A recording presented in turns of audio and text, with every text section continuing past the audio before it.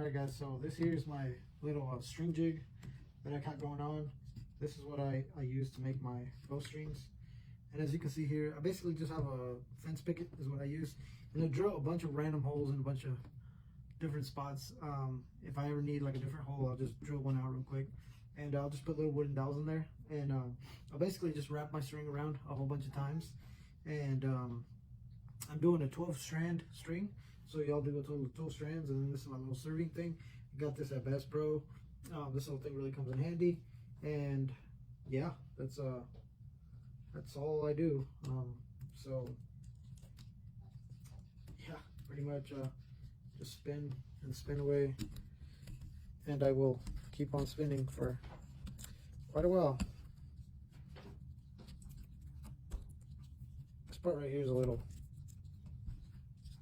rough, just because I'm joining the two ends together, so we're just kind of taming all the craziness we got going on there for right now, and then I'm gonna come right back and work another one back this way. And yeah, basically just spin this a whole bunch. And this is not the very fun part of the bow build part. Well, I guess the bow build doesn't really include the string, but if you want to make your own strings, this little bow jig might be useful to you if you're kind of on a budget or something and don't really have a way to spend a lot of money. This costs nothing for me, since this is just scrap that we have laying around after some job sites. But if you don't do any kind of woodwork or anything like that, you're probably gonna have to go buy one, which a fence picket is like $3, maybe even less depending where you're from. And then some wooden dowels are probably like $1. So maybe like a $4. This is like a $4 string jig setup thing right here. So not bad at all. And yeah, that's pretty much all I do. Right now we're just trying to get this all tucked up under here. Whatever doesn't get tucked up under there, we can just kind of burn, and they will burn super easy. The B55, that's what I'm using, will burn way quicker than the serving will. So I'll just run my lighter through there real quick. I won't be able to show that because last time I tried to show that, I got censored for promoting violence. That's crazy to me. I'll come across some crazy videos and I'm like, how is this allowed? But if I use a lighter, I'm promoting violence. Like, what? It's crazy. But anyways, nothing too fancy. That's how I do my strings. And I'll show you, I'll probably show you the finished product once we get there. All right, so there we have it. That's what the string looks like now that it's all put on there and everything. So when I make my strings, I make them exactly the same size as the bow. So for example, this bow knock to knock is 68 inches. So we made the string, loop to loop, I guess you could say, 68 inches. And the reason why I do that is just because I don't want to run into the issue where I make one and it was accidentally too short or anything like that. So I go ahead and make them the exact size of the bow, and then I'll just twist them. I'll twist them and it'll kind of shorten them up a little bit. And so now that we know that it's the perfect size and it works, we're going to twist it until we get, I forgot what the brace height was supposed to be, but I want to say it was around 6 inches. I'll take a look at that and we'll confirm, but we're going to twist it and get the brace height set. All right, guys, so we finally have the bow. This is it. That's what it looks like there. And we went ahead and put some polyurethane on it, some wipe-on polyurethane. And so normally what I'll do is I'll actually shoot the bow. I'll shoot the bow like at least 200 times, and then I'll go ahead and seal it and all that once I know for sure the bow is going to work. But since we've been having a lot of rain and stuff like that, and then just been busy with work, I haven't had time to go out there and shoot it, and I just kind of been homebound a little bit. So I just went ahead and sealed it anyways. I went ahead and sealed it, and normally I use like paracord. I'll use like a paracord string, and I'll shoot it with that a handful of times. And then once I confirm that the bow has not blown up on me, I'll go ahead and build a string for it.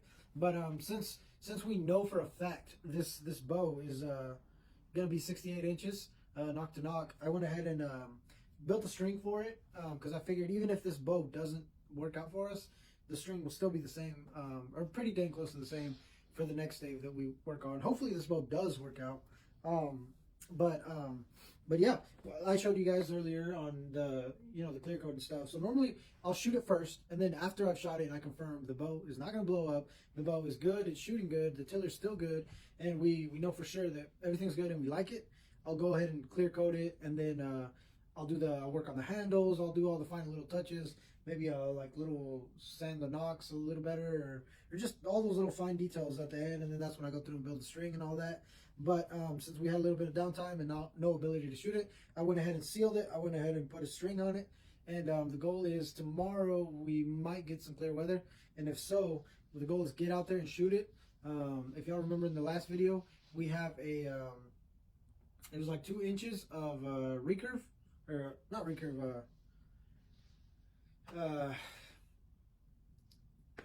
the words just left my mind. Sorry guys, I can't think of it. But basically it's like curving away from the shooter per se. So that's kind of nice. I did that on purpose because hickory is just prone to take a back set or string follow, whatever you want to call it. So I'm estimating that well, I was really shooting for like 3 inches of like recurve or whatever, because usually, at least in my experience, from what I've noticed, hickory tends to take about 3 inches of back set. In this case, since we haven't fire hardened it, and the last stave we were working on, we fire hardened that. But if y'all remember, we had bug holes, and the bug holes ended up cracking the bow, so that sucked. But this one, we actually didn't fire harden. We just heat treated it. So if I would have fire hardened it, I would expect it to take like 1 inch or 2 of back set. But this one, since we heat treated, not fire hardened, I'm expecting it to take like 3 inches of back set. So with that being said, after it's shot and everything, it should have like 1 inch, 1.5 inches of string follow. That's kind of what I'm expecting. And we're going for like the longbow look.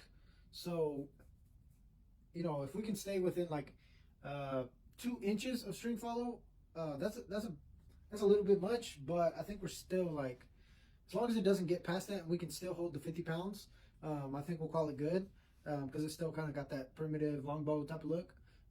But if we get too much string follow, I'm gonna have to scrape off the clear coat that we put on it, and maybe put a little bit more heat to it, and go from there. So this stave, actually, if you'll take a look at that, guys.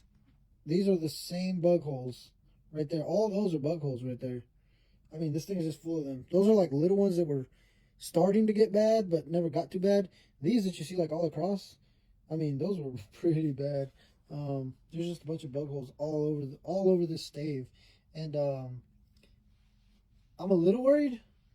But the thing that killed us on the last stave was the bug holes made it to the back of the bow, and all of these bug holes, if you'll take a look, like right there, they're all just barely on the cambium layer. It looks like they don't quite make it to the back of the bow. So I'm hoping we can get away with it. I'm really hoping we can get away with it. The other bow, I noticed that the bug holes did make it to the back of the bow, and I think that's why it cracked. I know that's why it cracked. And I'm really hoping that these bug holes don't, I can see them going across, but I hope they don't curve back in, because if they do, yeah, I can't see it from the surface. It'd be internally, and this sucker is gonna crack. It's gonna either crack or explode or something crazy.